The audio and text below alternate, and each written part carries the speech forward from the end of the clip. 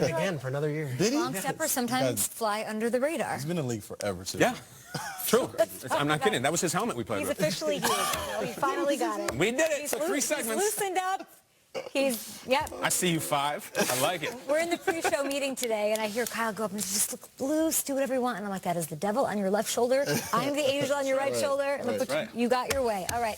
We're going to talk about some sneaky good deals that went down in free agency that are flying a little bit under the radar, but we think will make a huge difference come December and January. So let's each share our sneaky good free agent signing of the offseason. Triggs? I'm going to start you off, and I'm going to go down to Tampa Bay, a team that got a lot of hype and signed a lot of big-name players last offseason in Deshaun Jackson and Chris Baker, and didn't quite deliver on the field. And what they did this past couple of weeks was very interesting. They built up their 2 front lines, and the guy that I love the most is the center that they signed, the highest-paid center in the league right now, Ryan Jensen. If you don't know Ryan Jensen, he is this big, red-headed beast that used to play for the Ravens. He was a 6th-round pick at a Division II Colorado State Pueblo in 2013. He's number 66 in this footage. Viking. He is nasty. And the story that Jim Caldwell told me last year, I did the Lions and Ravens game, and Caldwell was with the Ravens, of course, when they won the Super Bowl, and he said, here we've got this 6th-round pick at a CSU Pueblo as a backup offensive lineman, and the first play from training camp,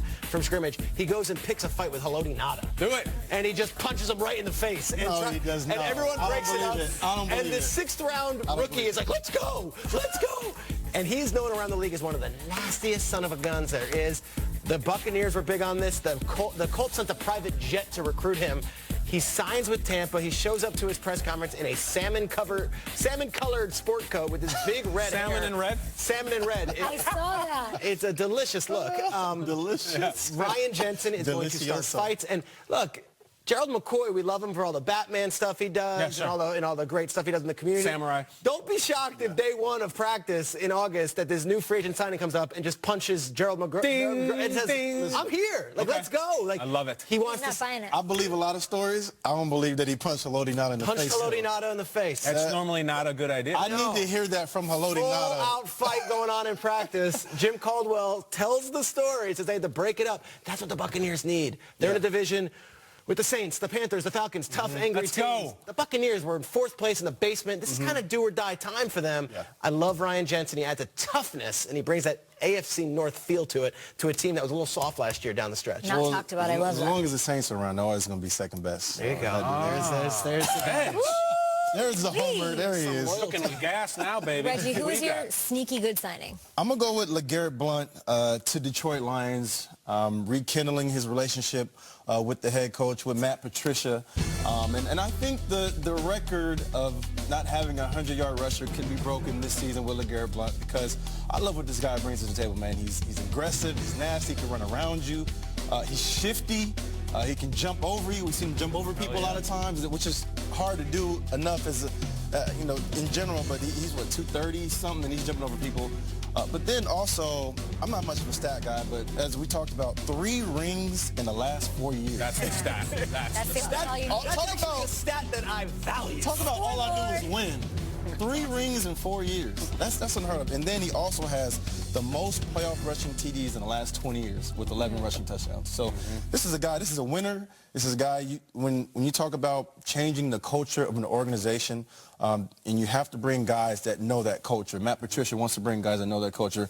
Who better than LeGarrette Blount to know the culture of the Patriot way? I love it. I love that. Incredible that he Now, wins it. if he gets a 100-yard game, will you be sad a little bit? How are you going to feel? Don't you like holding on No, to because that? he's my boy, and I'm always rooting for him because I feel like he hasn't been paid Will you invite yet. us to the parade when that happens? I don't know. You'll be the Grand Marshal, of course. I don't know. You're one invites to the parade and the golf tournament. Yeah. So, full docket. Definitely golf tournament. I got you guys Love for it. golf I'm in. tournament. I love that you went with the Bucks, because I'm going to go back. So we even talked about our stick carrier friends down there in Tampa Bay, and I want to talk about a kicker, yes, a kicker, Chandler Catanzaro. Newly married, congratulations to him, and newly a Buck. He got 3 years, $9.75 million, 3.75 of that guaranteed.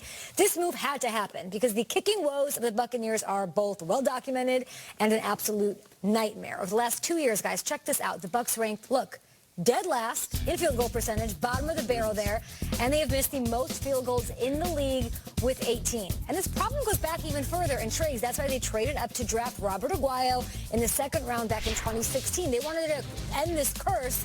It didn't go as planned. I feel for the stick carriers down there, the heart-wrenching losses, the missed kicks, and I know that they're loving the signing. Because let me tell you what you've won, Bob. Chandler is a 3-time Special Teams Player of the Week with the Cardinals, where we saw him hit a 60-yarder.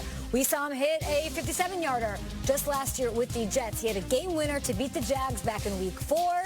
Last year with the Jets, he was perfect on extra points, 29 of 29. I'm going to call him Catanzaro from now, from now on, till the end of time. He has a career field goal percentage of close to 85%, and he chose St. Lucia as his honeymoon location, so I feel like I can also say that he has excellent taste. Nice vacation. No doubt. I've been there. It's amazing. Listen, it's a low-key signing that's going to lead up to a high-key ending of a kicking curse for the ages in Tampa Bay. Talk about when's the last time? When's the last time they had a good kicker? What, Grammatica? Martin Grammatica? Grammatica. And I celebrate the St. Lucia Ticks, too. That's incredible. Yeah, I have been as well. That's good taste. That is good taste. Very let me get to this as quickly as I can. We talked about Detroit and someone they're added. I'm talking about someone that they are losing. Eric Ebron is going to Indianapolis Colts, and I find this fascinating for one reason and another. One is where he was drafted. We're talking about a 10th overall pick. Take us back to the moment.